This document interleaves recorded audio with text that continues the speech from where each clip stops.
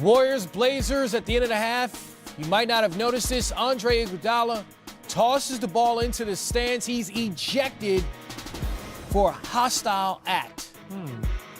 As we were going to the break, you saw him throw the ball at the rim. You've seen this 100 times. This is just somebody throwing the ball towards the rim. I'd like to see where it landed. I don't know what led to it. Maybe Andre had been complaining to officials and that was part of it, but that's an odd ejection. Yeah, when we look at it again, though, Griffin, to your point, a shot, right? Looks like it's going towards the basket. That's way above and beyond. Right. Yep. I think it's the intent, right, Brendan? That seems like anger, and had it gone left, it's obvious, right? Like, oh, he's just throwing that ball into the stands. I think that's what the referee saw there.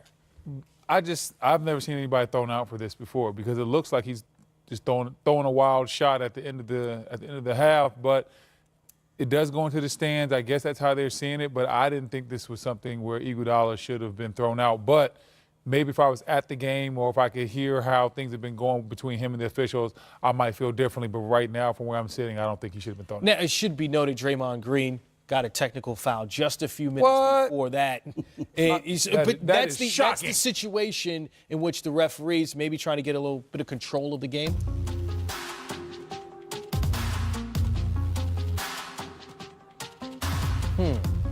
Let's see. We're trying to get a look at the clock and see how much time is there. So the clock had already started running. The halftime clock had already started running. Okay. The thing for me that really stands out about this, and you said this if I was there, there's so many things that go into making a decision like this in terms of the feel of the game, and the referees have their finger on the pulse of this game. You mentioned Draymond's tech and the Nurkic tech. Andre very possibly complaining to officials before that. I think they did this in large part because they felt like this was getting a little too heated and they didn't want it to get away from them. So again, they're there, they have their finger on the pulse, and we have to assume that it was the right decision. You have to go with Griff. I agree with you 110%. Well, one thing we've also seen in the first half is Steph Curry, Klay Thompson, Kevin Durant all finding their shots. Warriors have an 8-point lead. So Andre Iguodala out for the second half. Draymond Green, 3 fouls. Kevon Looney also 3 fouls. Should be an interesting second half. That dangerous Warriors trio, 14 points for Kevin Durant, Steph Curry also with 14, Klay Thompson with 17, and the Warriors have that 8-point lead at the break. Chris Miles here with David Griffin and Brendan Haywood. Welcome to the American Express Halftime Report. But we have to start with the John Wall news. Washington Wizards, they got a much-needed win on Saturday night against the Charlotte Hornets. We'll have to talk about that a little bit later. They suffered a bigger loss before the game. John Wall out the rest of the season, having surgery on his left heel, and he's out 6 to 8 months because of that. Here is Scott Brooks on missing his star point guard. We're going to need everybody. John is, without me saying it, you guys know it, he's an elite talent. Scorer, playmaker, we don't have them. So we need everybody to step up and step into a role that they're going to enjoy because they're going to play more minutes and they're going to get opportunities. So when it's said and done, here's the injuries for John Wall the past couple of seasons. He missed 41 games last year. Going to likely miss, or officially will miss, 50 games this year. So what now for the Washington Wizards, who started the day 10 games below 500? Here's Candace Buckner of the Washington Post. The hole is very deep. So if they do make that push, as you say, that would be very interesting. But they are locked to John Wall, and John Wall is locked to them, especially considering next year when that Supermax contract comes back. So no matter what happens this year, playoffs or not, John Wall will be back, and he'll be here for the long term into his 30s. So something will have to be figured out between now and then. No John Wall tonight. 35 assists for the Washington Wizards in a win over the Charlotte Hornets. What's your expectations for this team now in the Eastern Conference, where you don't have to have a great record to make the playoffs? I expect this team to make a little bit of a run. I think Bradley Beal is good enough that he can help this team get going. I think this team has had success last season when they had Satoransky. It's a little bit different dynamic because some guys are hurt. Otto Porter's hurt. Obviously, Kelly Oubre is not there. But I think this team is going to band together, and I can see them making a push. And you don't have to be but so good to be the 7th or the 8th seed in the Eastern Conference. And Washington has enough talent, especially when guys start getting healthy. When we talk about the Morris twin, when we talk about Otto Porter, maybe possibly Dwight Howard at some point, they can make some noise. When you mentioned some of those names, let's go down a list of players that are not on this team that you thought were going to be contributing at the start of the season or not playing. John Wall, right, out. Austin Rivers traded. Kelly Oubre traded. Otto Porter missed the last 10 games, should be back soon. Dwight Howard, Markieff Morris. These are all starters or people you thought would be sixth men on this team. So for the Wizards, this is going to be a completely different team for the rest of this season than we thought we were going to see to start the year. Well, at least until Otto Porter and Markieff Morris come back, I think it could get worse before it gets better. They got a big win today. Charlotte giving away 21 points off their own turnovers. A huge night from Trevor Ariza with 24 and 9 assists. But I think you could see it get worse before it gets better in Washington because they don't have Otto Porter. It's a huge piece for them. When John was out last year, they had a stretch where they went 15 and 12 in his absence. And Otto Porter was more ball dominant. He got to handle in the pick and roll and make decisions. He's a better shooter in some circumstances when he gets the feel for the ball a little bit more. So in a weird sort of way, I think this could be a great opportunity for this organization. You're looking at a group that could be spiritually reborn to some degree because they're going to be giving other players, as Scott Brooks mentioned, opportunity. On the flip side, if you make Otto Porter look more worth the contract he's currently earning, you're also going to make John Wall look less like the contract that he is on, and that's potentially an albatross for many years if he's not able to get right physically. Well, the thing is, we're going to find out fairly early.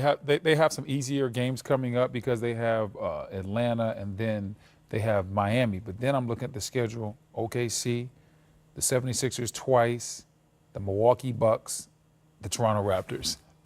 So we're going to find out. Know. Yeah, we're going to find out, are they going to be able to hang in there and make a push, or is this team going to get absolutely steamrolled? So we'll find out within the next 7 games.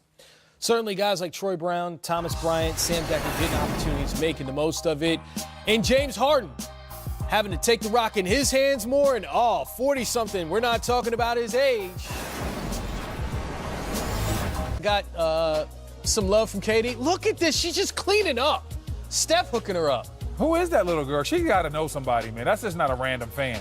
That's one of the only Warrior fans in Portland right now, apparently. She's getting all of the attention because she's sort of solo. That's a good look for her. I think that's the key. If you're a fan, go on the road, right? Support the team that's coming in, and maybe you'll get the hookup. Here's the projected starting lineups for this one. Kevon Looney getting a nod at center. Yusuf Nurkic, I think that's a matchup to watch. Where else do you see, Griff? Yeah, I think for me personally, when I look at this, I think KD, Mo Harkless is going to be a really big matchup. You'll see Aminu take shots on KD as well, but Mo's going to have to do his best to limit KD because Clay and Draymond, as we've talked about, they're struggling. I want to see these two guards go at it. I want to see C.J. McCollum versus Klay Thompson. I want to see what goes on there, how that dynamic goes. How's Clay doing defensively? Does Clay find his shot? And you know CJ, he gets into his package. He can make you look really bad. So I want to see what's going to go down with that. For the Warriors, coming back after that overtime loss on Thursday night, as we look at the warm-ups, we look at them coming to the arena, they seem dialed in. Not that they're, never not dialed in, but they seem like they're ready for this one and they're ready to go. Well, when Steve Kerr was talking about the fact that they're the most scrutinized team in the history of the league in his mind, what he's telling you is it's become heavy to wear the crown in Golden State. Mm-hmm. They are weighing down to the pressure of excellence being the expectation every night, and spiritually they are not in a terribly good place. So what you do when that happens is you either continue to let it snowball or you decide to take matters into your own hands and rise up and play a game where you bring all of the energy and effort and let the cards fall where they may. And I think that may be where Golden State is tonight. Definitely this team is scrutinized, a lot of pressure, and it's because things slowly start to happen and change differently in our culture.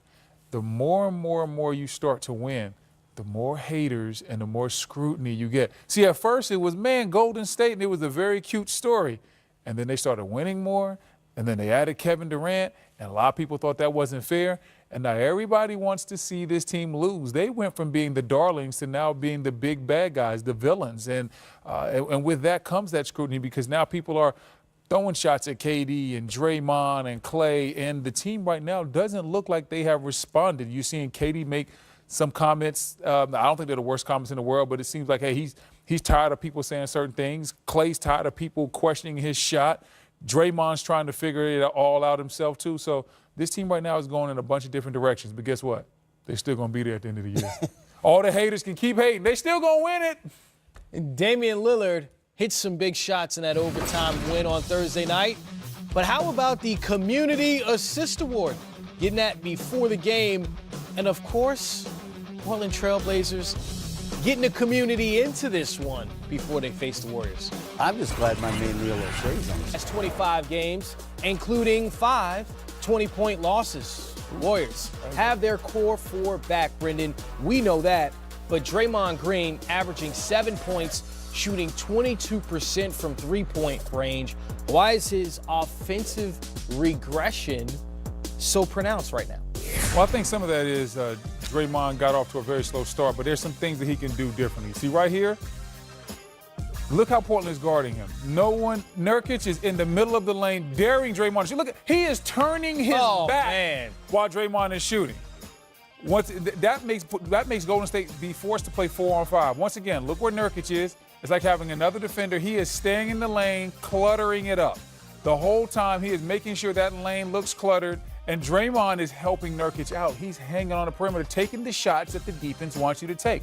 But what Draymond has to do is do something different. Right here, I love it. Catches it in the mid-post. Dribble handoff to Kevin Durant. Nice little screen. Use the fact that Collins is playing so far off of him as a weapon to get Durant open. Now look at Draymond. He understands they're playing back. I'm not going to launch this three. That's exactly what they want me to do. I'm not shooting the ball right now. Play to your strength. Drive the ball to the basket. Get aggressive. When you watch those clips, the first couple of clips, Draymond is trying to prove, I'm a shooter, I'm a shooter. He's never been a shooter. He's a ball player. He's a gamer. When you watch those last 2 clips, he's being effective even though he's not shooting the ball well. Draymond is letting the offense dictate too much of who he is and how he affects and how he helps this ball club. Draymond's offense is a luxury, and he has to understand that, yeah, there's going to be a lot of noise out there, people on Twitter, people on sports talk shows talking trash because Draymond is brash, and a lot of people love seeing him not hitting his shots right now. He has to block all that out and go out there and do the things that can help this team win. And when you're a guy that's a non-shooter, like I was, Griff.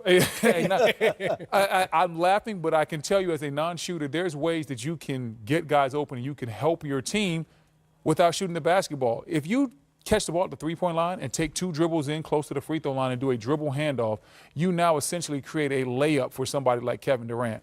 Or if you're Draymond Green and you realize Nurkic is way over there in the paint, just run and set a pin down for Clay, because guess what? Clay will come off. He'll be wide open. Nurkic will have to respond, and either Clay's going to get a wide open shot, or when you roll to the basket, you'll be able to get a dunk. I got a lot of open shots in my career setting screens for guys like Dirk Nowitzki, setting screens for Gilbert Arenas, Jason Terry, because if you set a flare screen off the ball and the defense has to respond to it and then you slip to the basket, you create a problem. But if I stayed out 15, 16, 17 feet where defenses knew I couldn't shoot, or if Draymond stays out there behind the three-point line shooting 22% and trying to prove to these teams that he's a shooter, he's not helping the Golden State Warriors. Draymond has to understand that. Well, and it's a chicken or the egg situation, too, because while Draymond is struggling and defenses are sagging off of him, it's giving them more opportunity to help on anything that they may run for Klay Thompson. And Klay is struggling mightily himself. He's shooting 30% from 3 over the last 5 games and not getting shots either. When you're getting 10 to 15 threes a game, that's one thing. When you're 1 of 5 over 5 games, that's a problem for Klay Thompson. And that's margin for error for the Warriors. And it was fine when Draymond wasn't scoring, when you had Klay, Steph, and KD going crazy. But in the absence of Damian Jones, who was creating that dive effect, that vertical spacing that made everybody react to the roller, everything's a little more difficult now, and you can see how important that was. I think the absence of Damian Jones has set some of this in motion, and it really does highlight how important JaVale McGee was for that group last year as well. I guess when you're the Warriors and so many things not clicking at the right time, we have to discuss them more. But coming up a little bit later, we'll talk about the Blazers because things are going very well for them right now, 5-2 in their last 7 games. Fellas, you ready for a doubleheader? James Harden and Anthony Davis to get the party started in just a few minutes. Pelicans and the Rockets, the bearded one versus the brown. That's followed by the Warriors and the Trailblazers. They have the nightcap at 10. Welcome to Game Time, presented by State Farm. Chris Miles here with David Griffin and Brendan Haywood, 2 MVP candidates to take the court. So quick one for you. If we're just picking between these 2 guys right now, who would be your MVP, Brendan? Who are you going with? I'd probably have to go with James Harden just because his team is doing better. They have a better record. And MVP has always been a combination of stats and winning. And at the beginning of the season, I wouldn't have said that. But James right now has really turned it on. He has a stretch where he's just been absolutely cooking. He leads the NBA in scoring. He's doing everything for this team. And the team has responded with W. So I would have James Harden over the Brown right now for MVP. I would too. I would love to disagree with you, but I think when you look at it from the standpoint of impact on winning and losing, for whatever reason, and I think it's because he can make plays for others as well at a more prolific rate. James translates to winning games right now for Houston, and unfortunately for New Orleans, AD has not been able to carry the load himself in that way. Well, speaking of which, he's putting up incredible stat lines, and a lot of nights that's not enough. Why is that with New Orleans? Well, I think part of it is just the playmaking aspect that we talked about, and Brendan touched on it relative to the lack of Rondo and Elfrid Payton. There's an awful lot that's required for AD to get the ball in scoring position that isn't required for James Harden. You're not going to have AD take 17 dribbles to take a step back 3. He's not going to get his own shot in that way. He's much more at the mercy of the rest of the rosters and the plays that they run schematically to put him in a position to succeed. So it matters for him that much playmaking is absent. Whereas for James, he gets more usage and is more prolific because of the lack of playmaking. I just feel like when you look at AD and what to Griff's point is he's exactly right. But the way the roster is built, the way you've gone about doing things, most teams have multiple stars right now, and I think Jrue Holiday is an excellent piece. I'm not sure if I put him on superstar level. I think AD is one of those guys that needs another star. There's not a lot of bigs in this league that can win it on their own because now it is a guard-driven game. Bigs are very important, and you need them on your team. But I think that sometimes you need that guy that can really just go out there and get his shot from the perimeter. Jrue is one of the better two-way guys that we have in this league, but I think they would need another piece like that. And again, Mirotic is a big part of the reason as well. His absence means you don't have an elite floor spacing shooter who can take some of the burden off of both AD and Jrue, which really is exacerbated by the fact that they don't have playmaking. That's why they were scoring so much at the beginning, too. They're pushing that tempo. The floor was so spread. Mirotic gives AD a lot of room to work. Yeah, Julius Randle been performing well in that slot, but again, not